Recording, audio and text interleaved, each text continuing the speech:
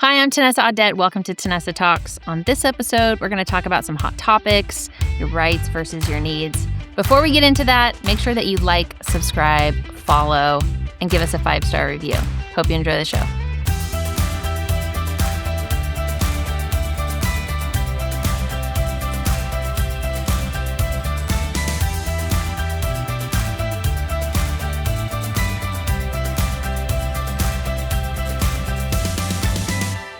Okay, in our last convo, you touched on symbolism. I loved hearing about the eagle, what that meant. But help me understand why our founding fathers, when they wrote the Constitution, wanted to limit government. Yeah, I wear the shirt, please limit government. Yeah, right. you do. So I talk about the founders because it's like, it seems like nobody wants to limit government anymore. We're just growing. And, when you say you want to cut something, everybody freaks out and it's chaos in the streets. So it's important for me to kind of go back to figure out, like, well, why? And I mean, obviously, where all of these writers of the Constitution and these founders were coming from was monarchs. They came from Britain, and all of I would say at that point, governments throughout the world were basically monarchs. They were basically kings or emperors. Maybe it was a theocracy. Maybe it was just an empire. It was a warrior that was in charge. But largely it's one person at the top, controlling everybody else within their domain, within their region, or whatever it is that they dominated and were controlling. And so when the founders are looking at creating this new idea, this new concept of a government, what they did was they took that power from one. They divided it into these 3 branches of government as co-equal branches of government. That had never been done before. You may have had different branches before, but they were not co-equals. And there was all these checks and balances. And then there's people at the top, right? So this is all very new and interesting and different. And if you look at the main factions, like the two different parties that emerged during when they were writing the Constitution, it was Federalists and Anti-Federalists. And that largely was a strong central government versus a weak central government. And so there was no communism yet. There was some ideas of socialism where it's like mostly like communal type living. But largely that concept did not exist yet. And so really the argument at the time was, how do we create a system that sort of this federal government over the whole of all these states that has the ability to protect us, like from war, but that doesn't get so powerful that it dictates to our individual communities how we're going to live, which at that point were the states. And then within the states you had the cities and all that type of stuff. But so the idea was that local is better suited for decision making for those people. And the people within them that are representing those people are the best to decide how you're going to live at a more minute level. And so federal rights and states' rights, this is a big deal. This is the big argument, is who's going to be more powerful? Are the states going to be more powerful, or is the federal government going to be more powerful? And because they had just gone through the Revolutionary War and the Articles of Confederation, and that first iteration of the Constitution was so weak, it was so weak that it didn't work. And so it kind of fell apart very quickly because they were so afraid of a centralized, all-powerful government. And so the Constitution was basically created to say all rights are with the people, and we're going to give the federal government some rights to do things for us, but we are still in charge. And then your states, that whatever we don't explicitly say is the role of the federal government, you can't just take it. You can't just do it. You'd have to convince everybody that that's what your new role is going to be. But the rest of it is going to happen at the state level. And if it isn't in the hands of the state, it's in the hands of the people. So you still have rights and freedoms, even if they are not articulated in state law or in federal law. You hold all of your rights and freedoms. And the state may choose to regulate some of those, but they're not giving you those rights. You just have them. Does that make sense? Mm-hmm. So if it's not articulated that you have that right, it's because you just naturally have it. I don't have to say, Ericka has the right to breathe air, because you just do. You have the right to breathe, air. And so the state can say, okay, well, we want to regulate how much of that, what's in that air, and, but you'd have to let them. You have to elect those people where you're like, yes, we want you to regulate. It's not just, that's not the job of government. That is what the right is yours, and the federal government and the state government has certain things that they can do. So you just have to understand where they're coming from. It's just that the history of the world at that point was that you had one in charge and they basically just controlled everything. Because remember, the Declaration of Independence was a letter to the king. Yeah. It was a letter to the king. And it said, here are all of our grievances. This is our issues with you. This is the things that you have done. And if you go look at the amendments, largely those are all encompassed in here's the problem that we have for you. We don't, have due process. And you're having your soldiers come in and take over our private property. And they're just coming in here and taking our farms and they're taking our food and they're, trampling on our rights. And it's basically addressing all of those. And then the king wrote back and he was like, now, little child. I will tell you what's good for you. Because the king was basically coming in, getting involved in court trials and basically saying, you're guilty. So you have no due process. So you think you're going through a system. You think you're going to go to court and you're going to have judges. But the king could basically just say, no, I don't want that to be that way. And so when they're creating this, they're creating it in the backdrop of, thousands and thousands of years of governments only being one way. And maybe on small scales, they've tried something different. So really we wanted to limit it because we did not want to be ruled.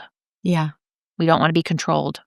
And so every state has the option of how much control that's actually going to be. And it doesn't have to be that way. Right. It's that way because we vote those people in to do that. And if you want it to be different, you have to vote in different people with different ideas. Great.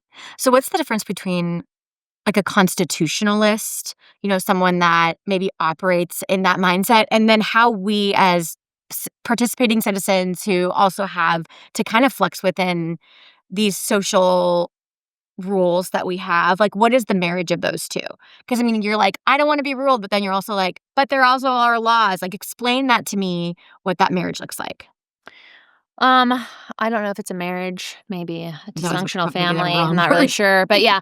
The thing is that when you set up a government and there's going to be people that manage that, or in our case, because basically if you have restrictions, it's only because the people have said, we want restrictions. And I think what happens a lot of times is let's just say the state of California has grown. It's so many people and it's so far spread out.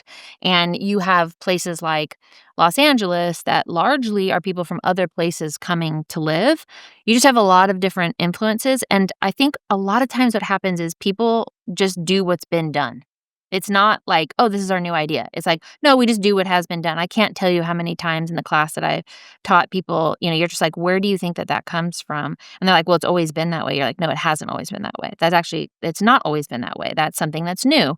And you'll find that a lot of times when people just go back and read the Constitution, you're like, oh, this is not complicated at all. For instance, this book you can get from anybody from your state legislature, and you should. It's the California Constitution and it's the U.S. Constitution. And this, let me just show you. Yeah, this is the U.S. Constitution. All right, tiny little pages. It's 30 pages. It's not very many. The rest of this is the California Constitution. Okay, 400,000 regulations. This is the California Constitution. These 30 pages is the U.S. Constitution. That's the difference. Okay. And by the way, design that way. Yeah. You're supposed to decide how you want to live. But I think people have got it in their heads that they are powerless and they can't change it because it is this way and it's always been this way. And this is the discussion, oftentimes you have about like, but it's a right. But healthcare is a right. Food is a right. Housing is a right. It's like, no, those are needs. And again, remember, I'm asking the question. I'm like, okay, well, can I afford to give everybody healthcare? Can we afford to give everybody housing? Can we afford to give everybody food? Okay, no, we can't afford this. So then, and is that a right best suited to be met by the people? Yeah. Does that infringe on your civil liberties if I'm providing you healthcare? Yes, because I'm telling you have to go to this doctor. You have to get this care this way. You have less freedom. You have to eat this food. You have to have this government cheese. You have to have this government powdered milk. You have that, like, I lose my freedom, and the market loses its ability to provide that need to them because now the government is telling you can grow this crop, you can have that, and we are actually throwing away more food than we're eating because the government does not do these things efficiently and well, because that is something best suited for the government not to do and for the people to do for themselves. People know how to take care of themselves better than the government knows how to take care of them, and it's just such a fallacy. So it's like, yes, okay, people have a need, okay, but that's not a right, that's a need. So then who's best suited to meet those those needs, it's the people. The people are, because they're going to do a better job of it. And that's the debate that we need to have. Not, do people need to eat? Yes, of course they need to eat. But it's not a right. Which again, remember, your rights come from God, not government. So the idea that you're not going to eat if the government doesn't give you food, I mean, that's not true. You're not going to have a house unless the government can provide it. Well, again, not true. Like, we decriminalized being homeless. And I say to people all the time that when they say to me, like, well, it's not a crime to not have a place to sleep, to be homeless. It's like, well, it's also not a crime to be hungry, but we're not letting everybody go steal food. Like, sorry, you don't get to sleep and poop on the sidewalk. You don't get to put your trash everywhere. It is a crime to litter. Yeah. And I will get a ticket for it, but the homeless person doesn't get it. I mean, I've been in Sacramento where people literally pull their pants down and poop right in front of me on the street. And cops are not far away, but it's like, we don't do that anymore. We don't get involved. And it's like, we've degraded as a society where we think that there's dignity in allowing you to poop on the sidewalk instead of saying, no, that is not how society works here. That is not how civilization prospers. And it's not, I am not respecting your dignity by allowing you to do that. I think my favorite part of this conversation is that we've somehow managed to land on poop, and I don't know. Well, you have 3 boys. It's true. You have 3 boys. So you're like, this is my lane. Like, I teach my boys that I say it way too much. Yeah. I say it way too much. Yeah. Okay, can I ask you a question and segue to like a little bit of a hot topic item right now? Did I answer your question? You really did. You answered it so well, and I think I want to come back to it a little bit more. Okay. I'm going to have some more questions on it, but as you were talking, I was thinking about the federal government. I was thinking about the Federalist Papers, and then my mind literally jumped to, I saw this thing recently, a big hustle online about selling federal land. And I feel like the reaction was, they're going to sell our waterfalls and we're going to ruin our open spaces and our meadows would disappear, and the government, and there was this kind of like hustle to figure out what the heck that meant. And so I think I have 2 full questions. My first question that I want you to answer is, what the heck happened there? What is that about? And then the second one would be, how can we investigate when something like this comes up? What is actually true? Like, what are they actually proposing? So start with, what the heck is, why would we sell our federal lands? Start there. Yeah. So it's interesting. That's an interesting concept. So let's take Siskiyou County, for example. Siskiyou County is it's something outrageous, like maybe between 60 and 80% is federal lands. What that actually means for the local people is that is land that is not controlled by the county. It's not controlled by the cities. Therefore, you can't develop it. You can't get earn tax incomes for that. Like, you can't build houses, which I said before, that's how you get property taxes and you get development taxes. There's all types of things that that pay for all the infrastructure, right? Because government's job is to protect people and property and infrastructure. And so especially local government, that's your cops, that's your firefighters, that's all your water pipes and your water mains and your roads, and it's the community, it's its infrastructure. And so that's what it's responsible for. But if the land is owned by the federal government and they're not maintaining it, they're not taking care of it, you can't develop it. And development doesn't mean, I take all this beautiful acreage and I slash it and it becomes, all these houses. It's like, if you've actually ever been up into Siskiyou County, we're talking about, millions of acres. You know what I mean? We're talking about, it's just so much land that, maybe not millions, but thousands of acres. I'm thinking dollars. Yeah. It's millions of dollars of your land. So here's what's so interesting. It's your land,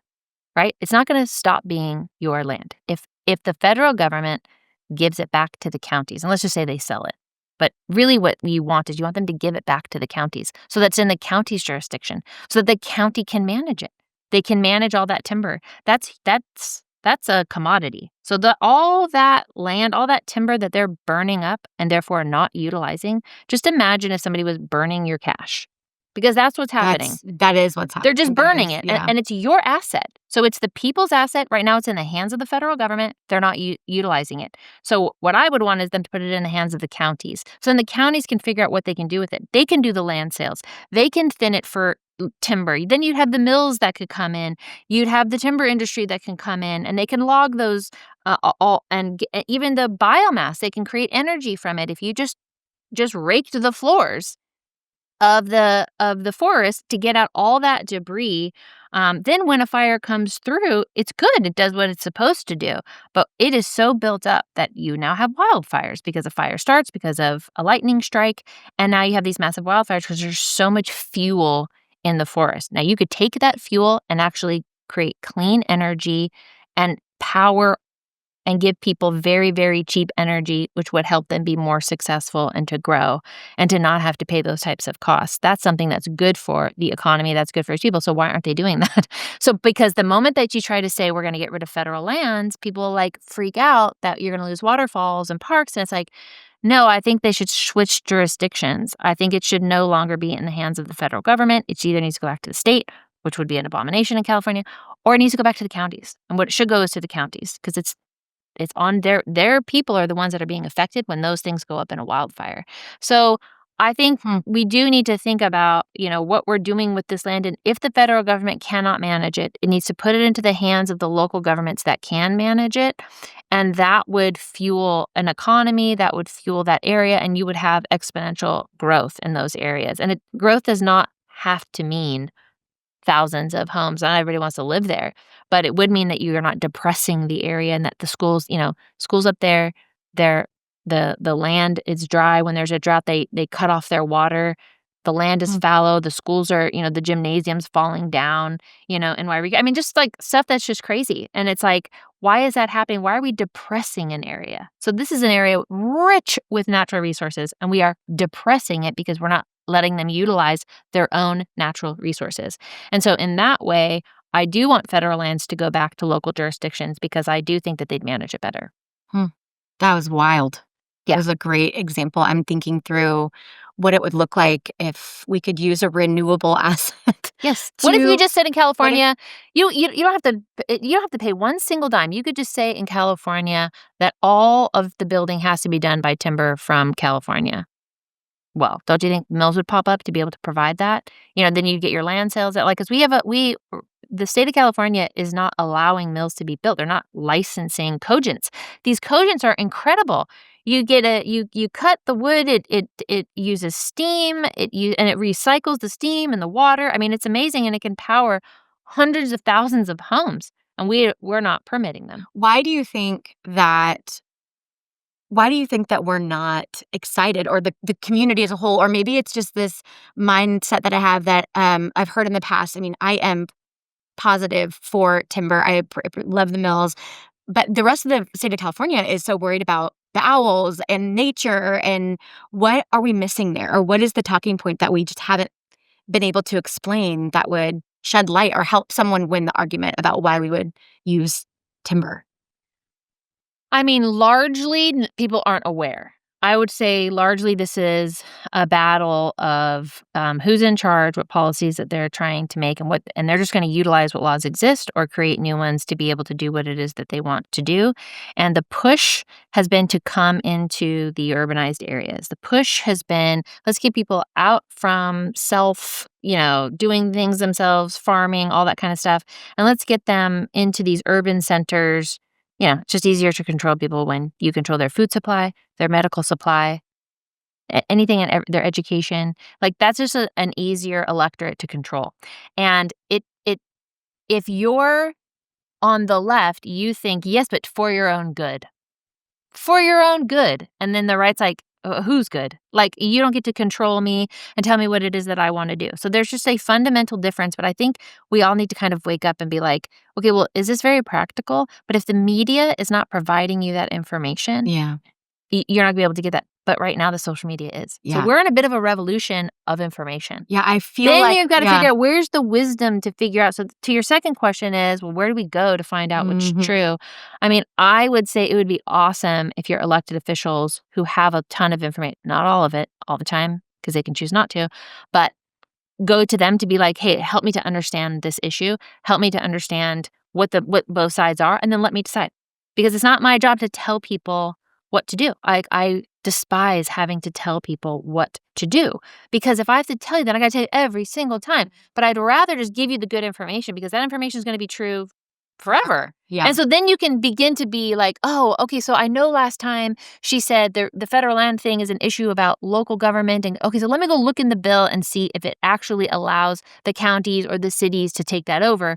Or is it just the state and we don't want to do that? Like, what exactly is it saying? Are you going to sell it to the CCP? Like, what are you going to do? Yeah. Because it's like there's probably parts of that I would want to make sure that you're not going to go sell it to foreign owners, and now we're going to lose more farmland, or they're going to control all of our mountains, whatever, all that kind of stuff. So I do think that part is really important when you say sell the land. I mean, that sounds like a talking point. That doesn't sound like what the language would actually say, but you have to go look at it.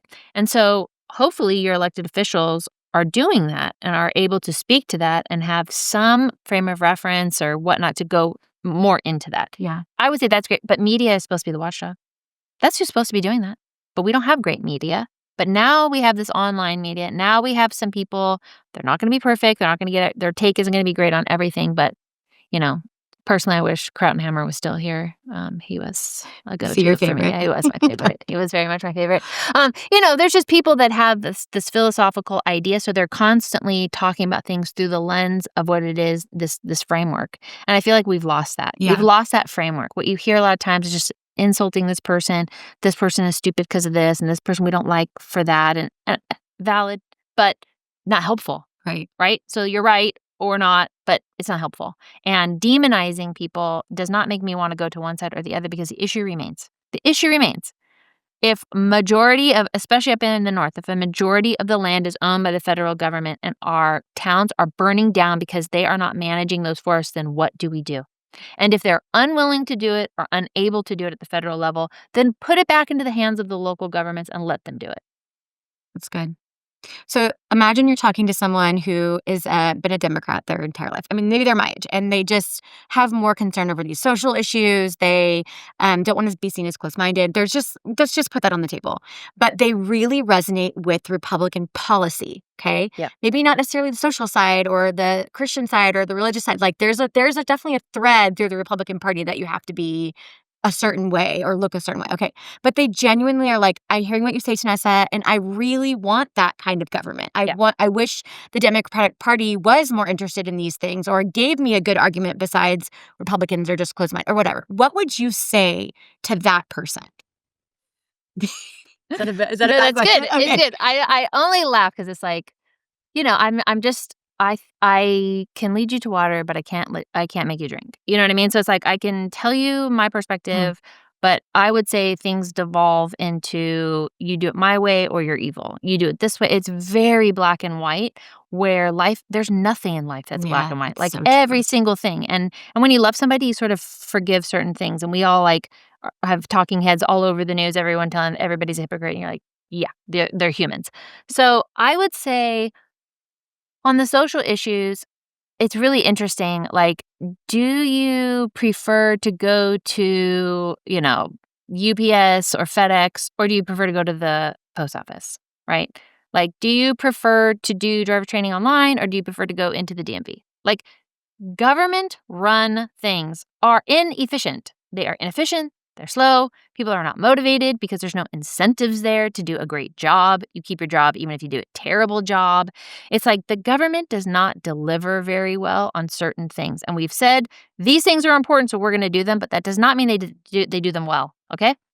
Nobody is pumped that they're going to go to the post office. But if you're going to go in and out to FedEx, you're like, yeah, okay, I'll do that. And when they cost about the same, then you're like, what is the point? So I would say to Democrats, it's like you have to figure out, like, what do you love that the government is doing? And then why are you fighting so hard for them to do more?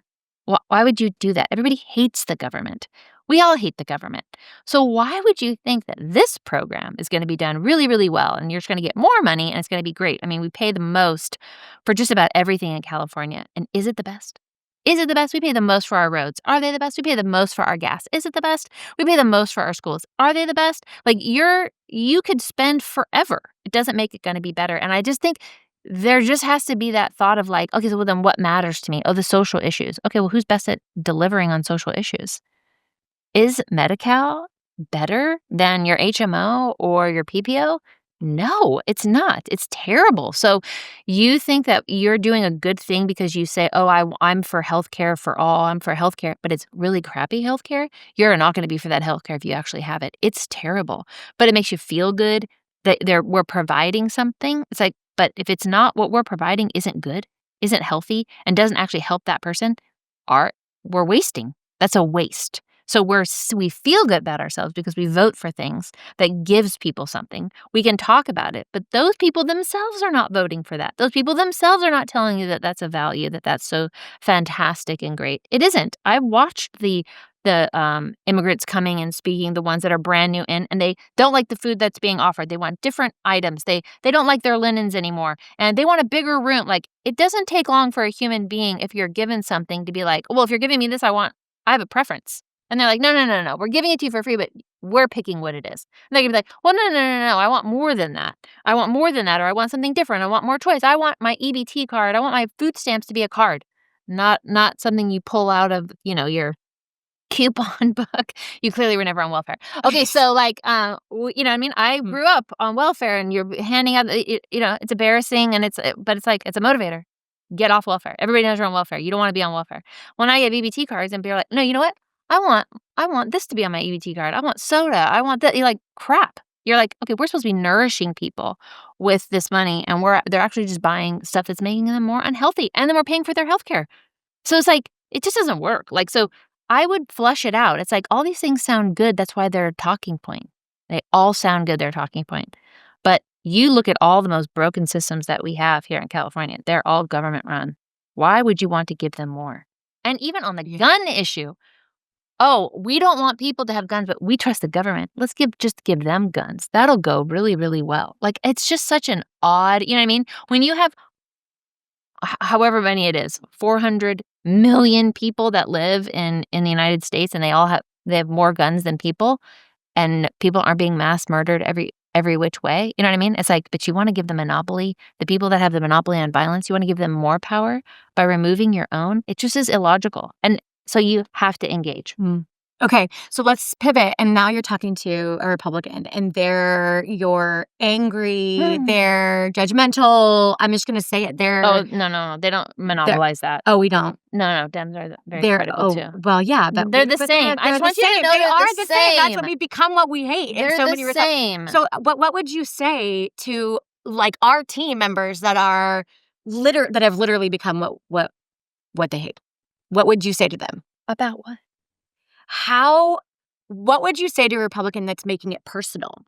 That's making it they're fighting the social issues, or they're fighting the Democrat, they're fighting the person versus fighting for policy. I will tell you right now that in the city of Redding, it's all Republicans. All the elected officials are all Republicans. Yes. And it's the same problem. It's personalities over principles. So I deal with personalities. We're not arguing principles. I argue principles, and they attack my personality. They're attacking, they're monopolizing on their personality. And it's like, nobody cares about your personality. We really care that you have a principled stand and you can explain what it is you're doing and why you're doing it. And that just does not happen. It doesn't happen often. And the criticisms are not on the content and the substance of the issue. The issue is how you did it, how you delivered it, what that person's personality is. People vote against us because they don't like this person. They like that person. I mean, I think that's a real problem. When you have Dems and Republicans, I think the argument gets better. I think that's what the balance of power needs to be, because now it can't just be that I'm rude to you because I have power and you don't. And it can't just be that you're this caricature because I don't have power and you're a caricature, and I need to stir up people's emotions to get angry with you, look like I'm doing something. When you have a balance of Republicans and Democrats in office, then you have to argue the issue, because you have to figure out what the differences are. You have to figure out where you agree, don't agree, so that you can do something, so that you can get something moving because they've been mandated to, or you have to, or whatever. It doesn't go away. Right. The things that are required are required. You have to deliver these services. You have to do that because we live in the state of California. So when you actually have Dems and Republicans, I think you get a better form of government, because you get basically that communication. When it's all Democrats and all Republicans, it's all personality and no principle. And you basically just have people, for whatever reason, oh, give me this, I'll give you that. Okay, vote for this and I'll vote for that. And it's not in anybody's best interest. And they're not arguing. Go watch what happens in the state on the state floor. They're not arguing. Yeah, they're ranting. Yeah. this is better. I'm giving my people this. And it's always about giving people something. And the founders constantly talked about the dangers of actually taking government resources, this unlimited amount of taxes, and then giving it to people for their votes. So anytime you're offering, it's like, well, but what are you doing for my people? What are you doing for my people? Well, what are you doing for this? And what are you doing for that? It's like that we have devolved. That is not what government is there to do. That is not what government is there to do. And eventually you run out of money. And that's where we are right now. All over the country, in those states that basically just took all that COVID money and the Inflationary Act and all this stuff that just pumped money into the system, and people overspent, and it's just falling apart. They increased people's wages way more than they should, especially in government, and now we can't afford it. Would you recommend that anyone interested in getting into politics on either side find their counterpart and sit down with them and actually talk policy so that they can sharpen their skills on how to present, maybe even flesh out what it is that they actually believe and investigate? Do you think that would be wise? Yeah, I think that's helpful. I think those types of conversations, I think, are tending to happen because if you work in that space, like maybe the nonprofit space, you want to get along with whoever's in power. And you're trying to figure out, how do we meet the needs of the community? That's, they're NGOs, like they're not all horrible, like some of them serve a really good purpose because government shouldn't be doing it. They should be paying somebody else to do it. And I think that the public generally thinks like, oh, it's safe if it's an NGO. It's not at all. But that's what they think. That's their perception. And maybe for a while it was, but that system is broken as well. But I think that anytime that you have those conversations of like, what do you really, really want? What's the best way to get there? I think you're headed in the right direction. I think we get less and less about that. It's about scoring points. It's about insulting the other person. And that just doesn't work. And it's hard to watch. It's really hard to watch. It's painful to watch. Distracting. It is. Yeah. And I think that the floor, there's all kinds of places where it was meant to happen. But it hasn't. And I think everybody's getting sick of that. And if people wake up to the fact that the power is in their vote, and if they actually do that, it'll change things. I think we're going to have a bit of a revolution of thought and of action around that. And I think that that's what's coming right now. A lot of things are getting exposed, and people have to decide what it is they think and they believe, and they're not going to be able to hide on, it's complicated, I don't know. Like, that's not going to work any longer. Yeah. People are really, the information is out there. That's good. I so appreciate your perspective. I feel like I learned something new, and you really caused me to think a little deeper about what I believe, why I believe it, and if I'm really doing my due diligence in these areas of holding my beliefs in a way that I can articulate well. So I appreciate your perspective on that. Yeah, I think it's going to be important in 2025 and moving forward, especially since we have a governor's race coming in 26, that if we tell ourselves we already know, we already understand, slap yourself and be like, no, actually, let me figure out what I really believe and what I want. And let me go date my elected official that's running for office to see if this is somebody that I want to represent me. Is this somebody that I, want to spend the next 10 years with in office? I think that will serve everybody better if we take some ownership of like, this is an intimate relationship because it affects every single part of my family, the health of my family, and where we're going to live. That's good. You know what I mean? So I think if we can take that seriously, I think we'll do better at choosing these people and having a relationship where we actually get represented. That's good. Thanks, Tenessa. Yeah.